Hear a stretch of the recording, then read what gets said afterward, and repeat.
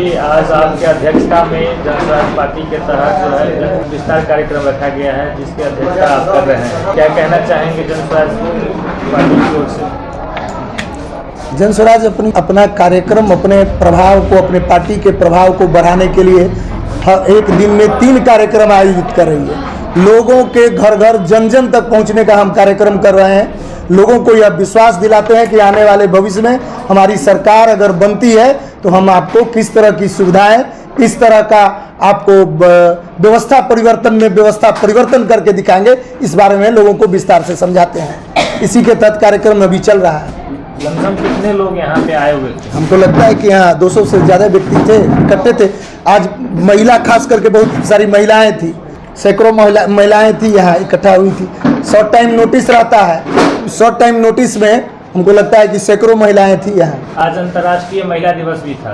महिला दिवस था, इसलिए तो विशेष रूप से महिलाओं को ही बुलाया गया था कि महिला आएगी, वो आधी आबादी है। अगर वो हमारी बात को बेहतर समझती है तो घर को चलाने वाली महिला होती है और उसी के डायरेक्शन पर हमारी व्यवस्था परिवर्तन हो सकती है। महिलाएं अगर सिर्फ बिहार की महिलाएं चाह जाए तो इस व्यवस्था में निश्चित रूप से परिवर्तन लाएगी। इसलिए विशेष करके आज महिला दिवस पर हम लोग महिलाओं को बुला करके उसके सानिध्य में कार्यक्रम हम लोग कर रहे हैं।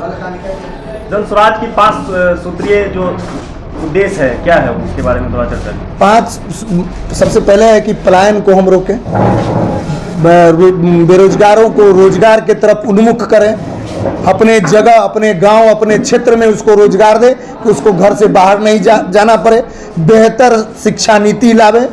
यहाँ जो भ्रष्टाचार युक्त जो शासन व्यवस्था है उससे उसको मुक्त करें। यही सब है। जैसा कि आपने बताया एक दिन में 3 कार्यक्रम कर रहे हैं, तो जनता का क्या रुझान है? जनता का अगर रुझान नहीं रहता तो इस सैकड़ों की संख्या में जो लोग अभी आप प्रत्यक्षदर्शी हैं आके जो इकट्ठा देखते वो नहीं देखते। कहीं ना कहीं यह बात में है कि जनस्वराज हमारे लिए बेहतर कर सकता है, इसलिए लोग जुटता है। क्या इस बार जो सत्ता परिवर्तन हो जाएगी? कोशिश में तो हैं हम लोग। व्यवस्था अगर जनता हम पर विश्वास रखेगी, जिस कोशिश में हम लगे हुए हैं, और हमको विश्वास है कि उस कोशिश में हम सफल होंगे और इस व्यवस्था परिवर्तन में हम लोग जरूर सफल होंगे। तो आपके विपक्षी पार्टी है जो सत्तारूढ़ पार्टी है और जो आरजेडी है विपक्षी पार्टी है बिहार की, वो बोल रही है कि प्रशांत किशोर जो है बीजेपी का ही बी टीम है। इसके बारे में क्या कहना चाहेंगे? देखिए, बीजेपी बी टीम हम रहते तो क्या बीजेपी जहाँ से खड़ी होगी वहाँ से भी हम लड़ रहे हैं तो नहीं लड़ते।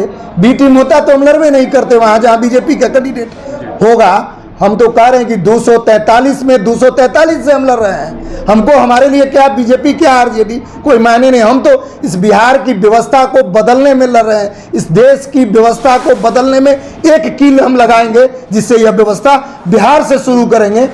जब बिहार में हमारी व्यवस्था परिवर्तन हो जाएगी तो हम अन्यत्र कोशिश करेंगे। पहले तो हमको बिहार को बदलने में जो व्यवस्था लगना चाहिए उस व्यवस्था में हम लगे हुए हैं, जन जन तक पहुंचने की कोशिश कर रहे हैं। बिहार में पहली बार जनस्वराज विधानसभा चुनाव लड़ेगी, तो कितना सीट का उम्मीद करते हैं आप इस बार 2025 में कितना सीट जीतेंगे? हम तो 243 में 243 पर दावा करते हैं कि हम जीतेंगे।